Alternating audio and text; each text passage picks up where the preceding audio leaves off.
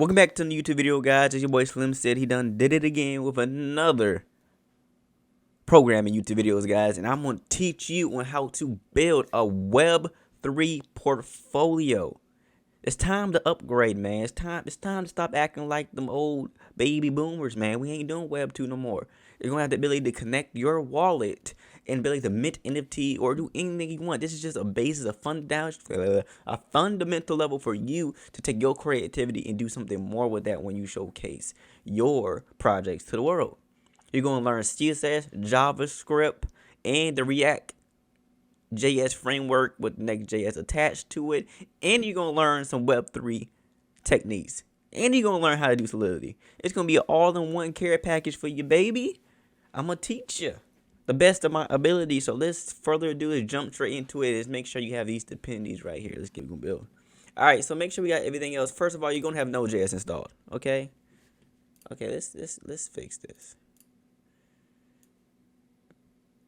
First, you're gonna have Node.js installed. This is plain as day. You're gonna have Node.js installed. Get this, boom, we can move over to it. You're gonna have MetaMask. Make sure you have MetaMask or Trust Wallet or any type of crypto wallet or blockchain wallet that you need so we can move forward. Sorry, let me kneel on it. You're gonna need Alchemy. So I think there's other, APIs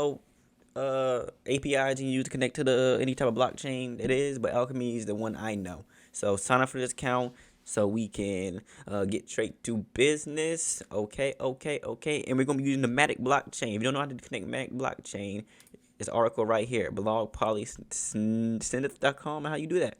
So hop right onto it. And you're going to need Panada. This is where we're going to store our data, like our NFT data to it. So let me log in right now while we do it. I'm already logged in. So I'm going to have all that up. Without further ado, let's create the smart contract. How we do that? So this is the dependency of everything in it. So I'm just going to copy and paste this. Boom. And I'm going to have it in the description below, right, of what to do. So let's get straight to it. Let's go to terminal. Let's make dr. Make is how you make directory. Smart contract. So I didn't explain this first. First, we're going to go through the back end, then we're going to create the front end of the website. Let's get the smart contract out the way. So what we do is we're going yarn. Let's do npx. It's going npx hardhat. It's going to install hardhat. Hardhat is the localhost environment to work with smart contract. You can use remix and all the other goo. I don't think I did that right. No, I didn't. Clear. We're going npx yarn, npx hardhat install. Now npx install. That's a save dev hardhat. There you go. Npx install hardhat.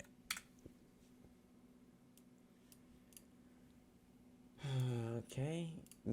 Things, sometimes you forget how to do things. So npm install. That's that save dev hardhat. It's my notes, guys. I take notes. So why that is installing, why that does what to do, is just take a break, relax, breathe.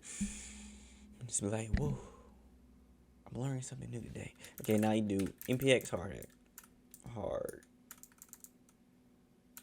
It's crazy. I'm so angry, guys. Let's delete that. Let's see the smart contract. It's npx installed. That's there in the smart contract. So we don't get bamboozled. It's like killing me, guys. There's a lot of natural light in the world right now, and I'm killing myself with this light. All right. So now we do this. Clear npx hardhat. It's gonna ask you a couple questions. Do you want to create a JavaScript empty hardhat environment? What should we do? Let's create a JavaScript environment and let's just modify it. Okay. Yes. So now this come out. You shouldn't mix npx and yarn, but we're doing it anyway because it's easier. All right. Just did it. This will be in the link in the description with all the things that we will need. So once you're in the contract, you should see this. You should see this lock that soul boilerplate code. You might not know what's going on. You might, right? But you should see test lock.js. This is how we're going to deploy what we usually would, but we're going to modify all of this, right? And at the moment, you should see hardhat-config file. First, let's go into here and let's add our configurations, right? Awesome. I'm going to copy and paste this. Actually, I'm going to write it out for you. Some of this we don't need, but I just always add it just in case, because that's what I learned how to do, all right? So let's do require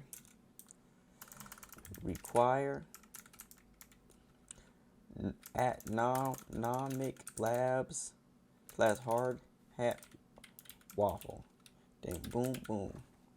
I think you saw already what we would need. hardhat-ethers / hardhat-etherscan. And for that, you want to require hardhat-deploy.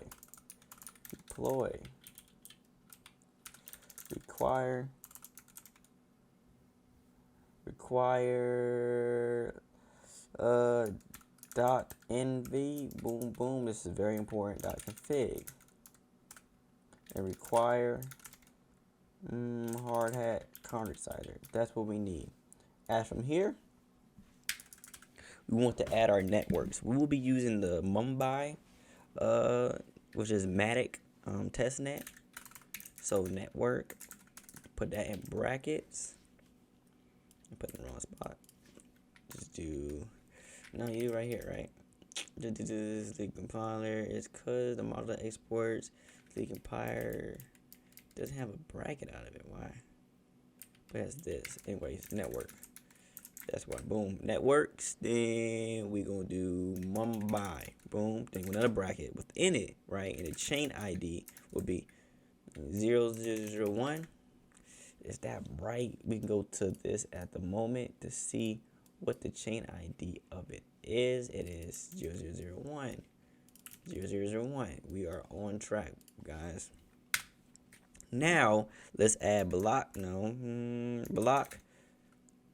confirmations 6. Okay, now we got a block confirmation 6, and it's something we don't have now, but we're going to get later too. The URL and account, which is going to be what we're going to get to later, guys. Which, don't fret, we're going to get to it now. And we have this thing we start with the hard hat installations we did, yarn, save, deployment, true. This is all going to come in later, guys. So let's just save that. Let's go back to this and let's rename this. Let's rename it to nft.sol, right? Then let's just delete all this in here, right? Let's get straight into it. Boom. MIT. And let's start from scratch. Okay, so we're creating a smart contract. Just like any contract, there's the name of the contract and there's the contents that exist within the smart contract. For example, this is what we're gonna do right here. Contract port. It's called meta. Is ERC 155. Boom. Our contract is called meta. It is an ERC 1155 token, and this between brackets will be the contents of it. But we're missing something. There's the Open Zeppelin. Cause we're gonna use Open Zeppelin dependency. You're not familiar with Open Zeppelin. Let's go straight here to Open Zeppelin. Open Zeppelin. Boom. It's a beautiful thing. The standard key for blockchain applications, but in our case, we're using ERC 1155 token. You're not familiar with ERC 1155 token. It contains ERC 20 and ERC 721. That's a lot to handle, right? But in the day, we're just going to copy paste this. We're going to paste this. So it all makes sense. Awesome. So now we're doing good. The contract meta is ERC 1155 token. So now within the smart contract, what are some of the conditions that we want to take care of? Well, in ERC 1155, it's different. We want to have the ID of the token. Because we have multiple IDs because it contains the ERC 721 and 20. So it's not a separate contract. So we have 0, 1, 2, 3, 4, and 5, and they all can mean something else. I'm getting distracted. But in this case, we're going to use one ID, and we're going to get the ID of the contract. We're going to want to get the amount of tokens able to be minted, right? Very important. What else we think you're going to need? The price. We are going to need the price of the token, right? And we're also going to need to know the owner of the contract. Those are the conditions that we're going to need. But again, now there's something other conditions we can add. Like let's keep track of tokens minted by adding a counter, right? Very important. But what's this? So what else is important? Well, we're dealing with NFT, so we were dealing with an image. We want to get access to that image so we can show it to our friends. We can display it in OpenSea. We can do a lot of unnecessary things with digital assets, right? So we are going to get access to the base URI. That's what they call it, base URI. I call it just the location where the image is stored. Base URI equals location where image is stored. And make things very complicated with these complicated concepts. But anyways, since we have that, let's do it. We're going for web. So if we're getting the ID of a token, it's going to be a number, right? And it's a statistically typed language. That means you have to actually tell the computer or compiler what this variable is. That's a lot, right? But say unit 256 is public, right? Constant meta NFT. They call it meta NFT equals 0, right? That's the ID of the NFT. Meta NFT is unassigned integer, 250 bits. It's public. It's constant. It's never going to change. It's good on gas, so we make it constant. Never going to change. Assigns to 0. Now we have another number, 2256. Public. Well, it doesn't need to be public. We make it private. Save gas immutable because it's never going to change. I max token IDs equals, let's give it 1,000, right? You gotta do that solidity, right?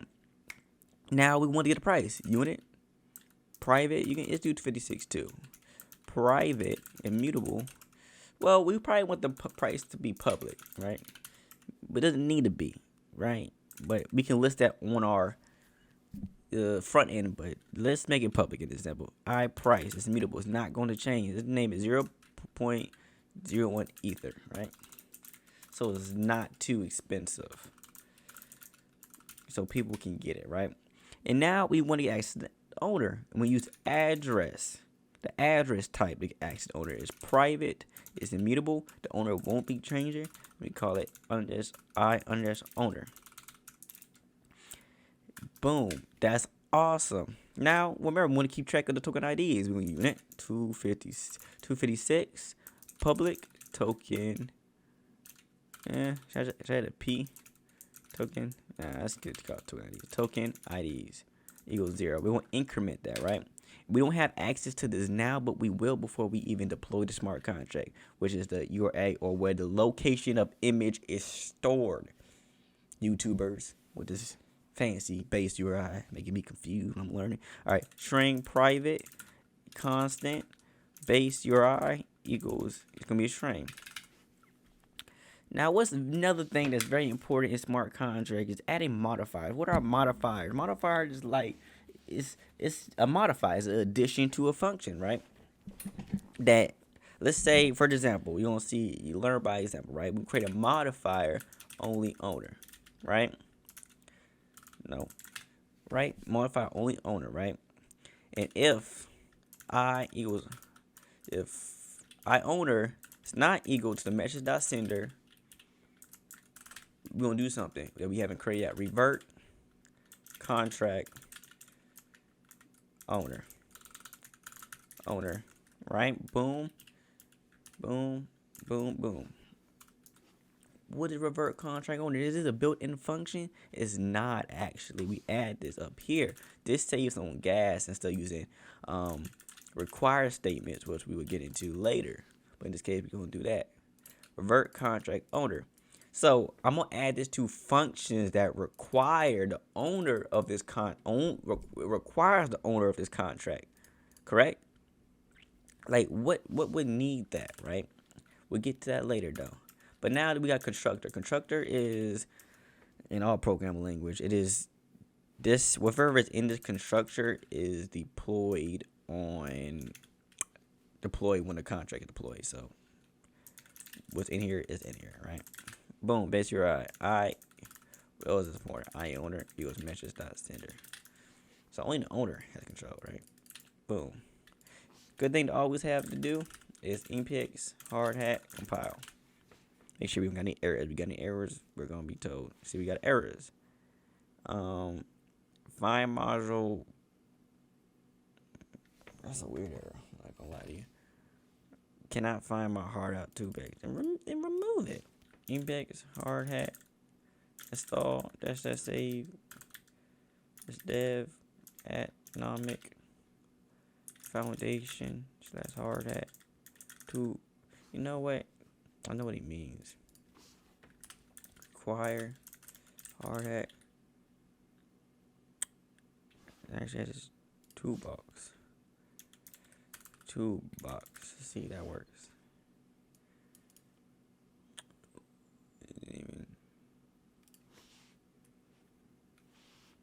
That's weird. Always something that's gonna make you mess up. I don't know why I always want to make it mess up, but it's cool though. I won't get broken down by these. Oh, that's why. Npx is hard at compile.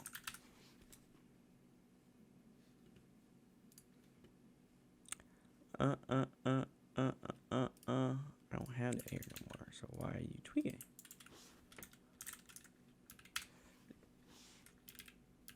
Oh,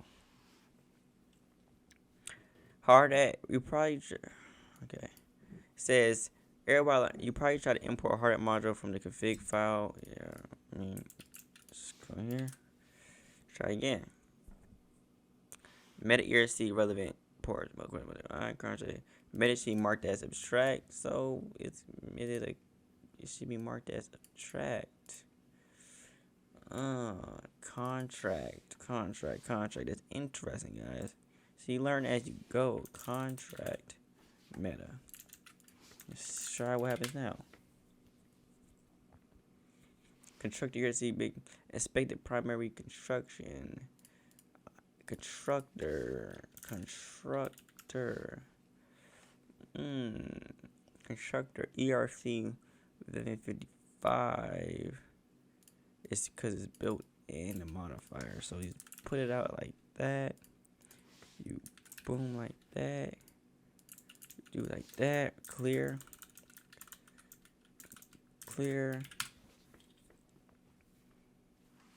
There we go. See, you run to errors, guys, which is just part of life, for real. Like life. Intention always follows destruction, baby. Come on now. I mean, don't start preaching on y'all boys now. But let's get back into it, right? In any smart contract, what is the most important thing you want to do? When they call it, you want to mint the smart contract. And it's put it in layman's and just terms. Mint means buy. That's what I say. You mint this. When people say mint, it means I'm buying a digital asset. So let's make it simple. You can call this function whatever you want. Function buy. Purchase. Function purchase. Usually I do mint, but function purchase, right? And it's gonna be a payable function and it's gonna be public. It's gonna be payable function and be public, but you can call it mint. It can be the same concept, but actually just make it mint. So because we're Web3 guys, we don't live in the past, right? But within this contract is a couple conditions that we want to initiate before anything. And what do you think those conditions would be?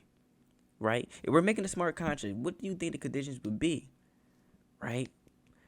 You don't want the user to mint when they don't got the money. Like, sorry, my prices went up. you can't get any. So how do we do it? We have to require. We have to require that they can't do it. And when you say meshes.value, what is the value? The value is the money. So this is the meshes.sender, meshes.value. It is whoever is calling this function, how much money that they currently have in their wallet is meshes.value. Oh shoot, what I do? Meshes.value. Boom, boom. Boom, boom. Meshes.value is I under dash price. You got to send more money, man. You have to. It's like, what are you doing? It's like, what are you doing? We don't want to use the mint when they don't got the money. They don't got the money, right? We don't want that. Nah. My price, baby. But what's the next step, really? Okay? What is the next step? Let's say you don't want the user to mint more than one NFT. You're a socialist. You're a socialist, not a capitalist, right? You want to give it all. Give it all, everybody gets some. You're Oprah, right? So let's require, let's say, you don't want the user to mint when they already got one, right? So require balance of the message sender, right? What is 0? What does 0 represent? 0 represents the NFT, right? The ID of the NFT. If it was 2, 3, or 4, we named it any other number, we would get to that, right? And we would see if it's greater or less. It's weird with this, right? If you do this, when I practice around with this, you do this, they can mint more. But when you do this, you can't. I don't know to argue with for that one, but that's what worked for me. You can't mint anymore, bud.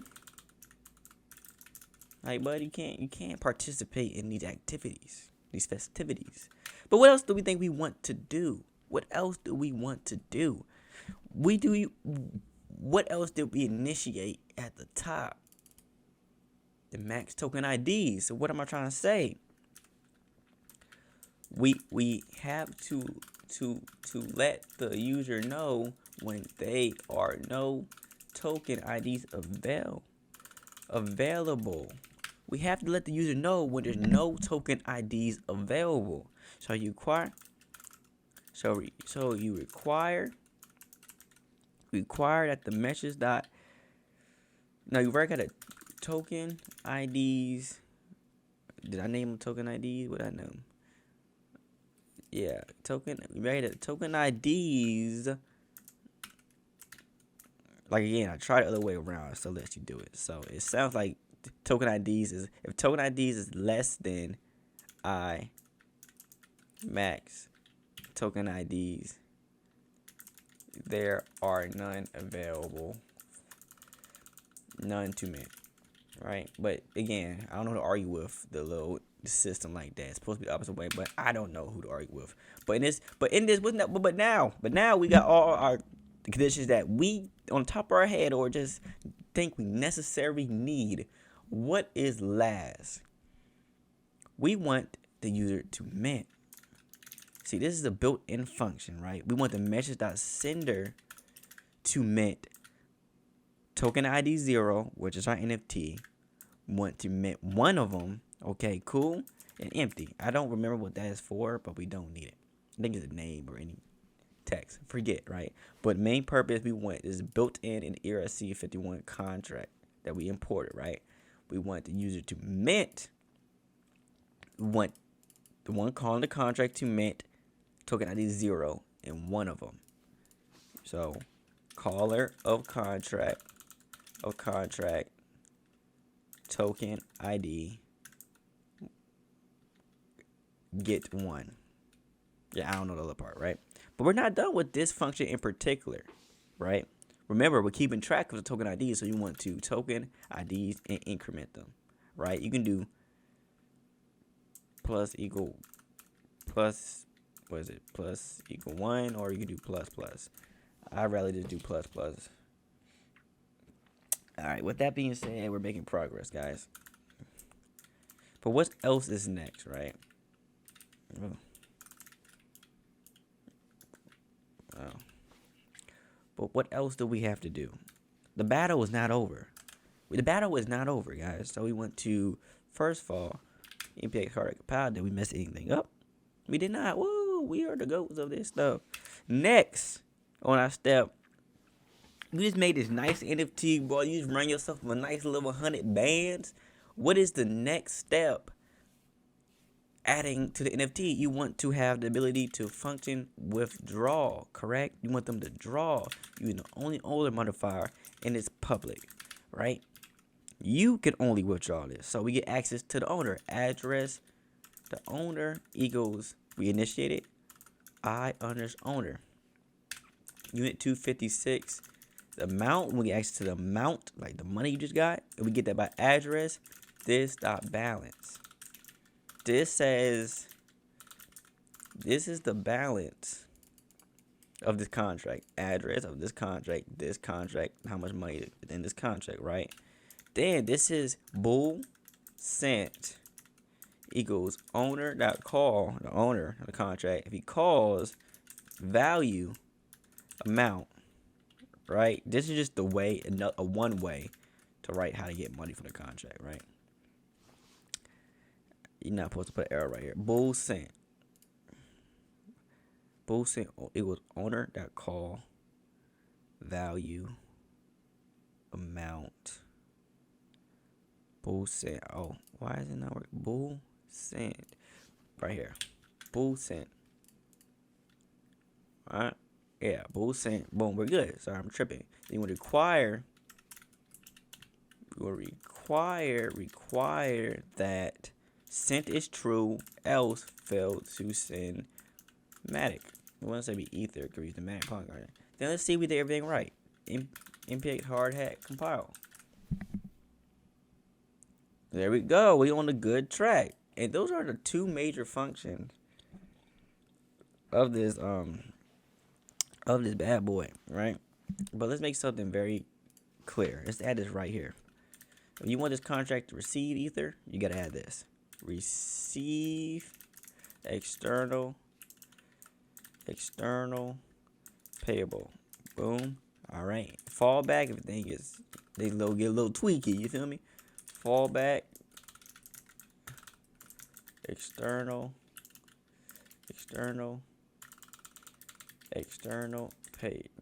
payable.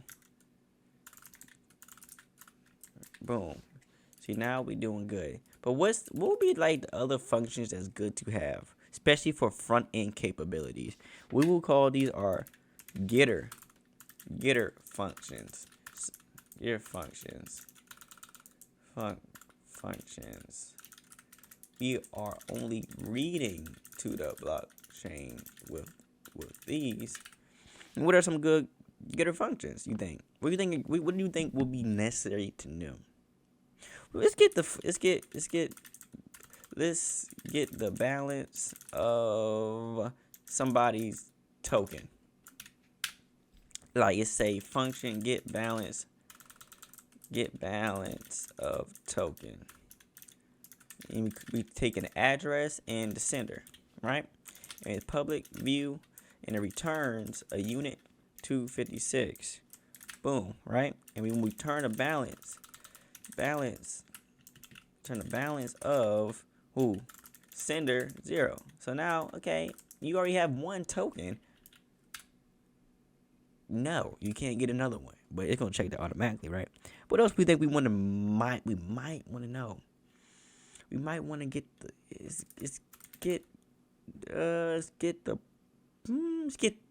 the max token IDs, right? We can display this on the front end. These are how many tokens. And we might not.